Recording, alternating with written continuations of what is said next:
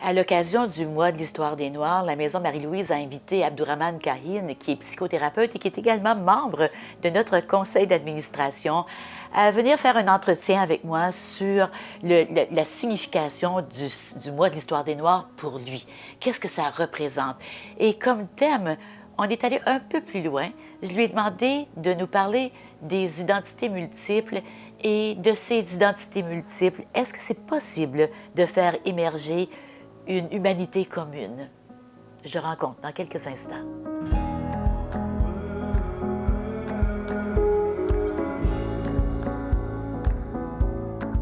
Abdourahmane, c'est tellement un grand plaisir pour moi de te recevoir ici, à la Maison Marie-Louise. On a fait tellement d'émissions ensemble. On est des amis de longue date, je dirais. On réfléchit beaucoup à ces questions d'identité. Mais quand on parle du mois de l'Histoire des Noirs, moi, je veux savoir quel sens tu donnes à cette célébration, finalement, ou à ce mois qui est important dans la vie des Canadiens, surtout aujourd'hui, en 2023. Très bien. Une très bonne question, Ginette. Merci d'abord de m'avoir donné l'occasion pour parler de ce sujet. Et dans le cadre de l'histoire du mois de Noir, quel sens que je donne? Pour moi, il y en a deux sens. Le premier, c'est celui dont on identifie le mois du noir par la couleur, ce qui est normal. Le deuxième, c'est celui dont vous avez interpellé à l'introduction de l'émission, qui nous amène à l'humanité. Donc, de notre spécificité, on s'en va vers notre universel, notre universalité. Et moi, je crois que l'être humain est un être universel. Il est au-delà de sa couleur, au-delà de son orientation sexuelle, au-delà de sa croyance religieuse. Il est un être vivant.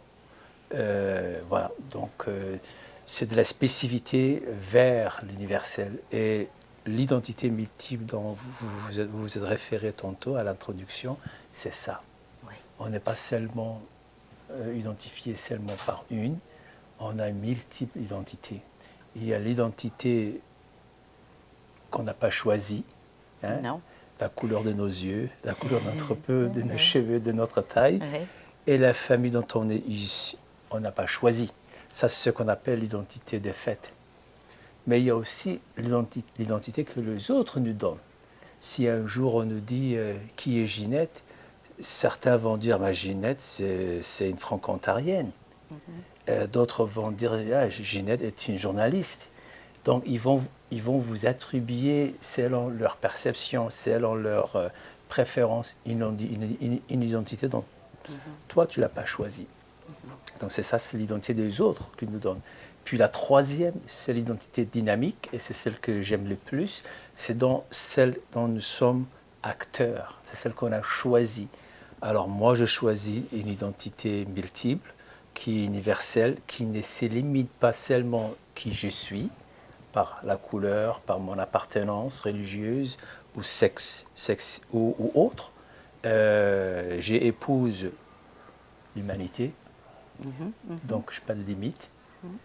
Bon, voilà, c'est l'introduction que vous avez faite. Oui, Je m'en vais vers parce que là-bas. toutes ces identités, ce sont des formes extérieures à qui je suis vraiment.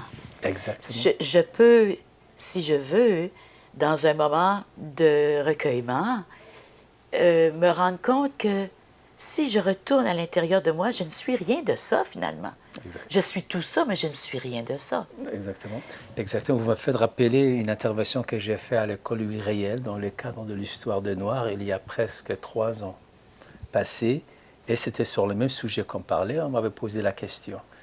Et j'étais des jeunes et des professeurs qui étaient là.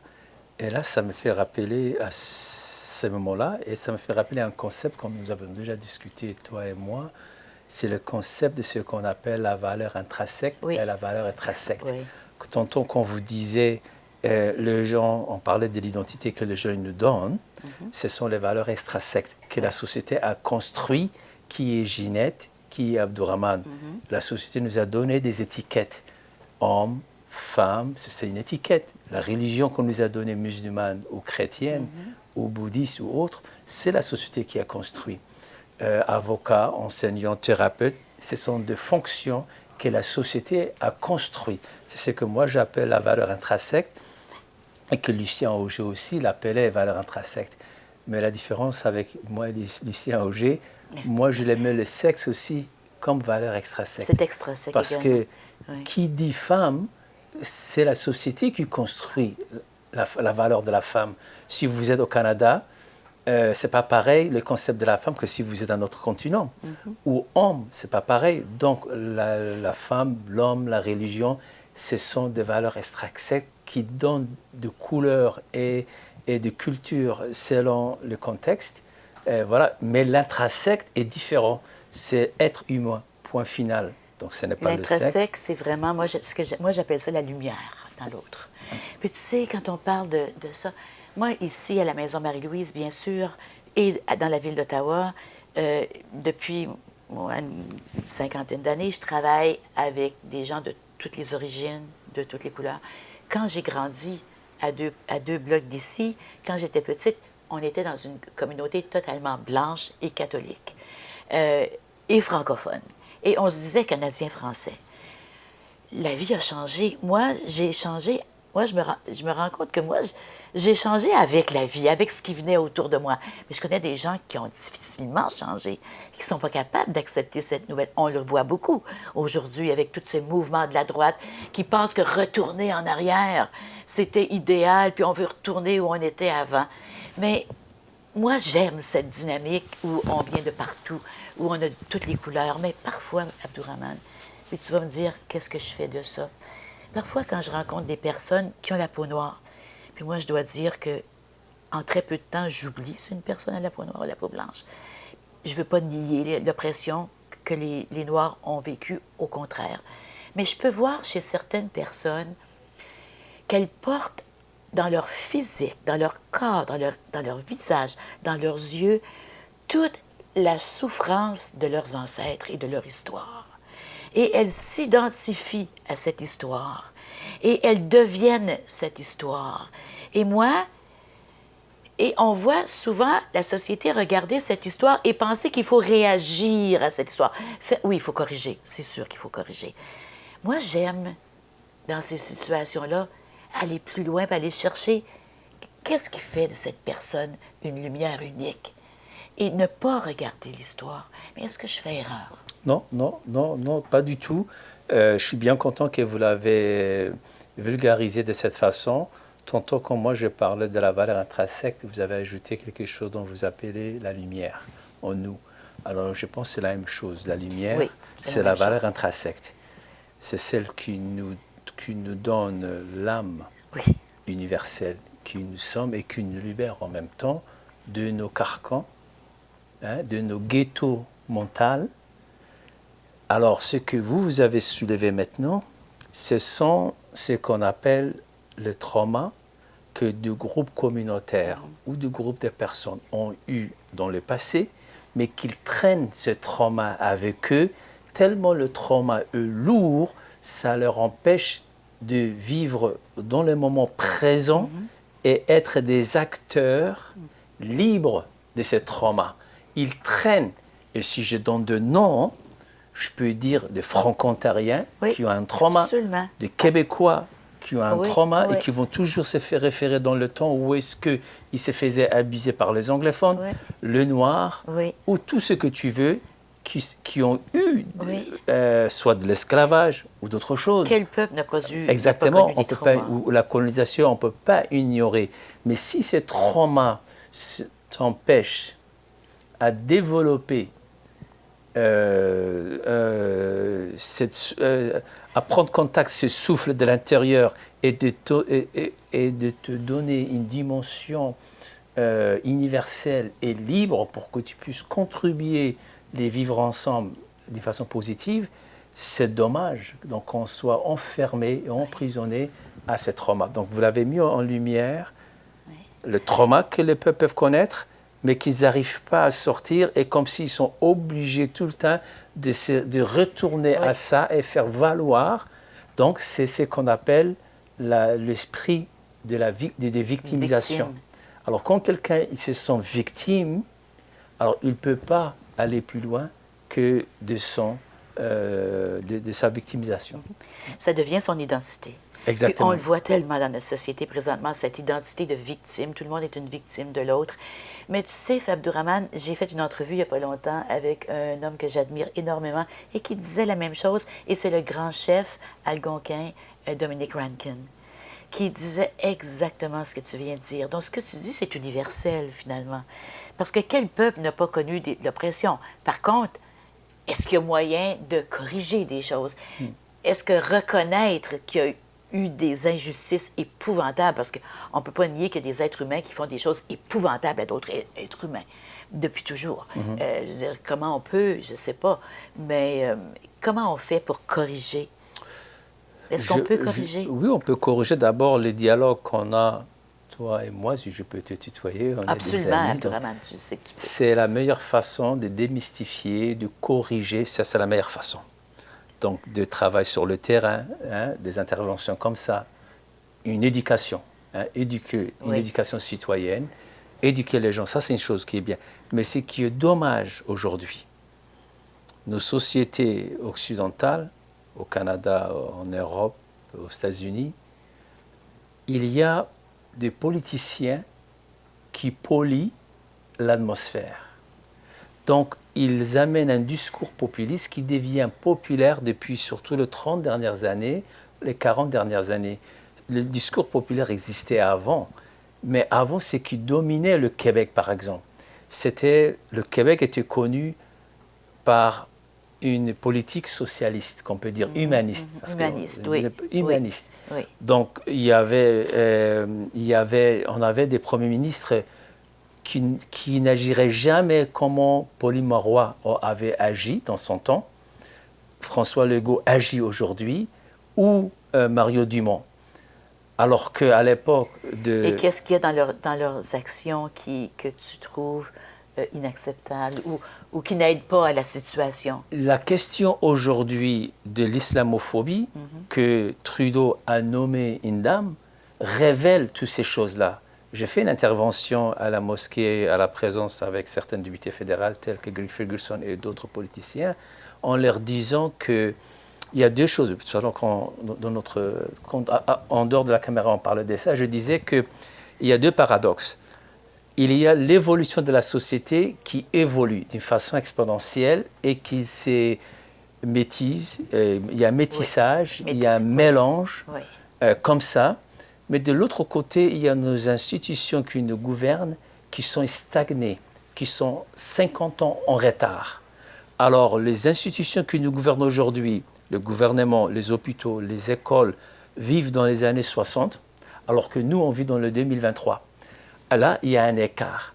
Et puis, en plus, quand vous avez des politiciens de droite qui ont un discours populiste, qui dit « nous » et « eux », alors, quand on les sépare des citoyens canadiens ou québécois, nous et eux, c'est un discours populiste. Mais on a aussi ce discours de nous et eux du côté de la gauche. Je pense qu'on ne peut pas dire qu'on a seulement du côté de la droite, parce qu'on a des mouvements d'idéologie qui émergent de je ne sais pas où, et puis que tout à coup nous prennent par surprise, et puis qu'il faut commencer à changer les mots qu'on utilise. Donc, est-ce que tu n'es pas d'accord que toute cette polarisation qui vient vient de la droite, oui, c'est sûr, elle vient aussi de la gauche? Oui, je suis tout à fait d'accord. D'ailleurs, ça dépend où est-ce qu'on est. Quand on est en France ou en Europe, il n'y a plus de différence entre gauche et droite.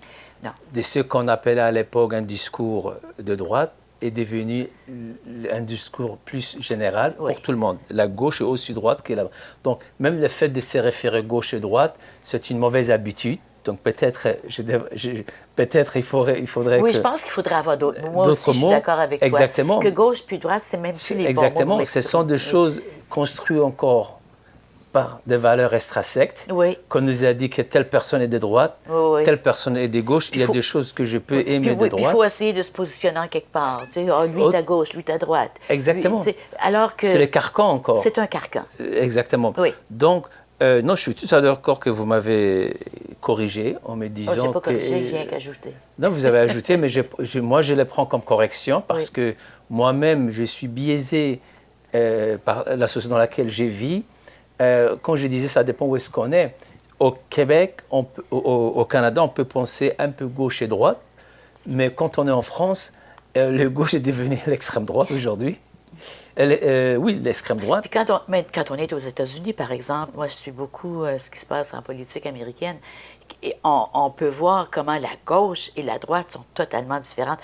Moi, j'appelle plus ça gauche et droite, j'appelle ça des idéologies qui émergent de je sais pas où, et puis qui prennent presque la société en otage à l'occasion. Qu'on ne sait pas d'où ça vient, puis il y en a plein, là. Je ne sais pas d'où ça vient, toutes ces idéologies, toutes variées, différentes, sur les genres, sur toutes sortes de choses. Puis je suis d'accord qu'il faut les regarder, puis il faut les écouter, puis il faut respecter les gens. J'ai aucun doute avec ça. Mais de là à avoir, j'appelle ça des identités multiples causées par des idéologies, finalement. Oui, est-ce que c'est possible d'être neutre dans tout ça? C'est possible d'être neutre, oui, et je pense qu'il est préférable d'être neutre. Parce que tantôt, quand je disais les valeurs extrinsèques, ça dépend du rapport que tu as au monde. Si le rapport que tu as avec le monde, si c'est à partir de tes valeurs extrinsèques, c'est difficile d'être neutre et objectif. Oui. Mais si on a un rapport à partir de notre valeur intrinsèque, alors la gauche et la droite dont on parlait, c'est extrinsèque. Oui. Alors, c'est le rapport intrinsèque, donc on est beaucoup plus objectif. Oui, exactement. En effet. Donc, ça dépend le rapport qu'on a et c'est par l'éducation, éduquer les gens, surtout les jeunes générations, les nouvelles générations qui vont venir, d'éduquer. Mais malheureusement, aujourd'hui, l'école lui-même, vous étiez enseignante. Oui, oui. L'école aujourd'hui a un problème. Il y a une crise à l'éducation. Oui. L'école, avant, les gens enseignaient pour développer l'esprit critique. Mais non, aujourd'hui, non, c'est le contraire. Exactement. Alors, la formation s'est faite comme ici, au salon, dans des foyers, d'une autre façon, parce que l'école a démissionné, l'école, les institutions suivent l'argent. C'est comme on disait tantôt, les organismes communautaires qui se disent aider des gens sont soumis à des critères qui sont très vieux, qui ne répondent pas aux besoins dont ils disent répondre, alors que des organismes comme la Maison Marie-Louise, le dépanneur Sylvestre, où est-ce qu'on s'est retrouvé les années passées, c'est des organismes qui sont ancrés dans les communautés, dans les quartiers, et qui répondent aux besoins criants de la société. Tu regardes la société aujourd'hui, l'humanité aujourd'hui, la planète aujourd'hui, et puis le mois de l'histoire des Noirs se termine bientôt. On enregistre l'émission le 22 février, ça se termine le 28 février, mais il faut pas oublier non plus. Mais prenons l'état de l'humanité. On regarde en Ukraine, en Russie, on regarde Israël, Palestine, on regarde les États-Unis, il n'y a pas une journée qu'il n'y a pas une fusillade en quelque part.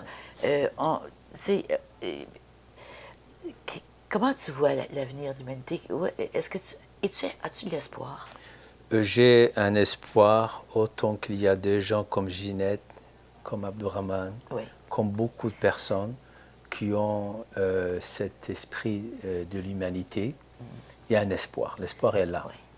Et je pense qu'il ne faudrait pas baisser le bras, continuer à faire l'effort qu'on est en train de faire, éduquer les gens à la façon la plus directe qu'on peut avoir avec les gens. Oui, j'ai un espoir. Il y a quelque chose, pendant que vous parliez ça, qui me venait en tête. Vous avez pris l'exemple, oui, des pays où il y a des problèmes aujourd'hui, mais aussi, il y a aussi l'intimidation dans les écoles. Oui.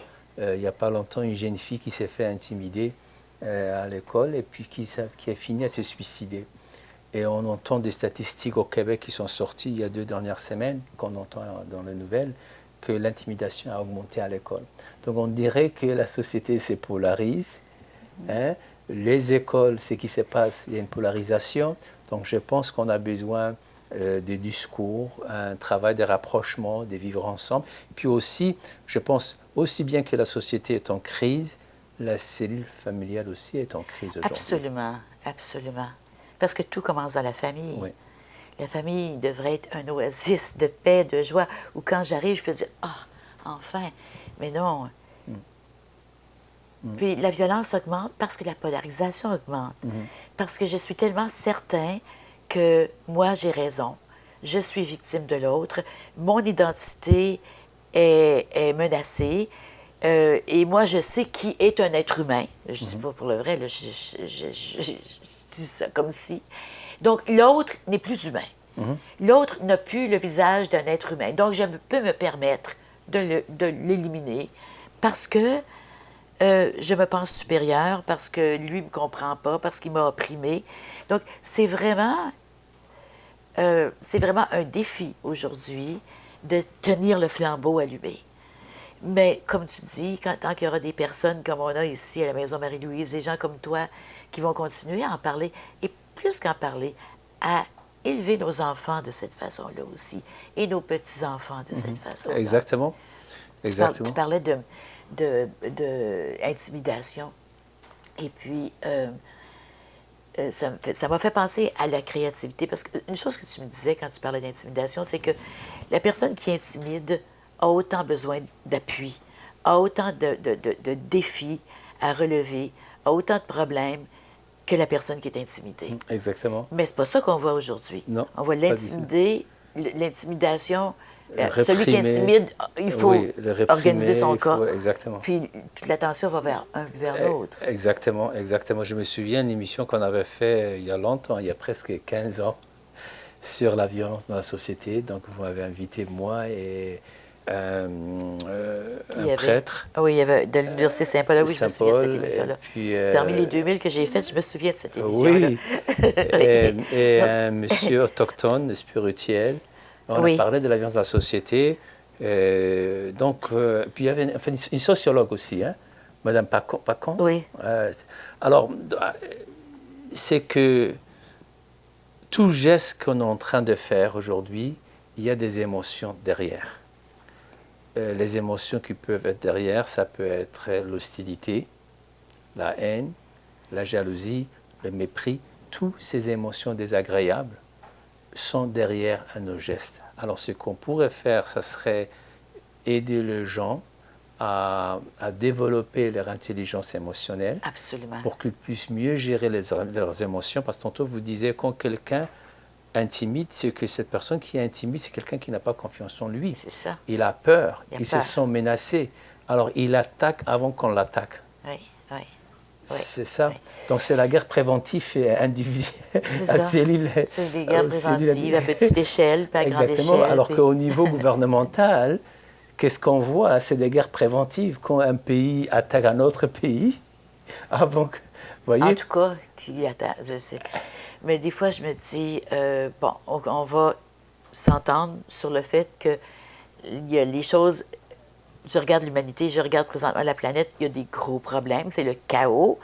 Et puis si on s'en remet à l'Apocalypse, dans le Nouveau Testament, ça va être pire avant d'être mieux. Donc, il faut accepter qu'on est présentement dans un temps de turbulence et notre rôle, et puis le mois de l'histoire des Noirs nous donne l'occasion de le faire, c'est de tenir la lumière allumée à l'intérieur, de ne pas juger et de ne pas entrer dans un mouvement ou dans l'autre. Exactement. C'est ça. Vous avez dit un mot important, accepter. Accepter qu'il y a un problème, accepter qu'il y a une crise. Et dans l'histoire des mois de Noir, j'aimerais ajouter quelque chose. Oui. Il faudrait, surtout je m'adresse à des personnes qui s'identifient comme noires, ou ça peut aussi être utile pour d'autres personnes qui s'identifient selon leur origine, ou la langue ou autre, pour sortir de la victimisation. Oui. Il faudrait outiller les personnes qui sont victimes soit de racisme ou de discrimination ou autre chose, les outiller pour qu'ils puissent agir autrement.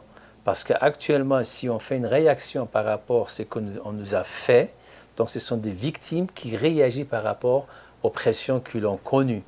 Et là, la réaction, elle peut ne pas être appropriée ou pas bien réfléchie ou bien. Alors que si on les outille bien, ces personnes, ils vont réagir d'une manière appropriée et à l'avantage non seulement de eux-mêmes, mais à tout le monde. De tout leur environnement, Exactement. bien sûr, Ouais. bien sûr. Ouais. Mais il faut Donc une là- certaine volonté, puis il faut qu'il y ait des personnes qui sont là pour aider. Tu sais, à la Maison Marie-Louise, puis je pense qu'on va terminer avec ça, si tu veux, Abdourahmane, à la Maison Marie-Louise, il y a un principe de base qui est ne vois que la lumière dans l'autre. Ne vois que la lumière dans l'autre. Et lorsque tu t'adresses à cette personne-là, adresse-toi à la lumière dans cette personne-là, sans nier toute l'oppression que cette personne-là, ou que son peuple, ou que ses ancêtres ont pu connaître, sans nier tous les défis de cette personne-là. Peut-être c'est une famille réfugiée qui vit dans un petit appartement, dans une petite chambre d'hôtel. Sans nier, en reconnaissant ça, vois la lumière dans l'autre, parce que c'est ça qui va en faire sa dignité, c'est ça qui va faire qu'elle peut se sentir bien et te dire un mot tellement, tellement important, libre. Libre de tous les carcans mentaux. Parce que la misère, là, est dans notre tête, habituellement. Oui. Exactement. Donc, vous parlez de la lumière en nous. La lumière en nous, elle nous libère. Elle nous libère de nos carcans émotionnels, de nos traumas. Hein. Donc, elle nous rend quelqu'un qui est actif, qui contribue de façon positive de là où est-ce qu'il est. Donc, Oui. Là où est-ce qu'il est? Oui. Dans le moment présent. Dans le moment présent. Vivre dans le moment présent et contribue là où est-ce que tu es d'une façon positive. Avec toute ta lumière. Avec toute ta lumière. Comme tu fais avec nous. Exactement, comme toi aussi, Ginette. Merci beaucoup. Et je vous en prie. Abdourahmane, est-ce qu'il y avait autre chose que tu voulais dire avant qu'on se Non, termine? je voulais juste dire vraiment, j'aime bien ce que Maison Marie-Louise est en train de faire. Il y a longtemps qu'on allait ensemble le dépanneur Sylvestre. Oui. Et j'aurais aimé que ces concepts soient ici en Ontario. Mais ça Mais fait ça longtemps que j'ai pas été. ça ressemble ici. Oui, mais voilà mais ce que avec la maintenant pandémie, Exactement. oui, le dépanneur, Voilà ce que je retrouve. Oui, c'est avec Le la pandémie, on concept a pu... ici, ce que vous faites, vous me faites rappeler le dépanneur Absolument. Sylvestre. C'est vraiment formidable. Dépanneur Sylvestre, pour les gens qui ne connaissent pas, c'est un endroit qui est un dépanneur, mais en même temps, c'est un dépanneur à tous les points de vue. Un dépanneur où on peut acheter du lait, mais où on peut aussi rencontrer des amis, où on peut s'asseoir parce qu'on se sent seul, où on peut entendre des discussions comme celle-ci. C'est vraiment un endroit cher à notre cœur. Et la Maison Marie-Louise reprend ce principe-là. On est ouvert à n'importe qui veut rien que venir pour s'asseoir puis jaser. Et c'est notre mission dans la vie. Exactement. Et puis aujourd'hui, on a des stagiaires à notre présence. Oui. Alors c'est eux qui vont prendre les flambeaux hein, Oui. et propager ces lumières. Et que l'éducation que vous recevez soit une éducation de lumière. Merci beaucoup, Abdourahmane. Ben moi, je vous souhaite une belle fin de journée. Je vous souhaite beaucoup de lumière dans votre vie. Et si vous êtes à Ottawa, nous enregistrons cet entretien le 22 février 2023. Si vous êtes à Ottawa, de passage, venez nous voir à la Maison Marie-Louise. On est toujours très heureux de recevoir des gens qui viennent de partout. Et on a une super boutique aussi où vous pouvez vous procurer toutes sortes de choses, vraiment à des prix dérisoires. C'est la boutique qui nous permet de financer nos services.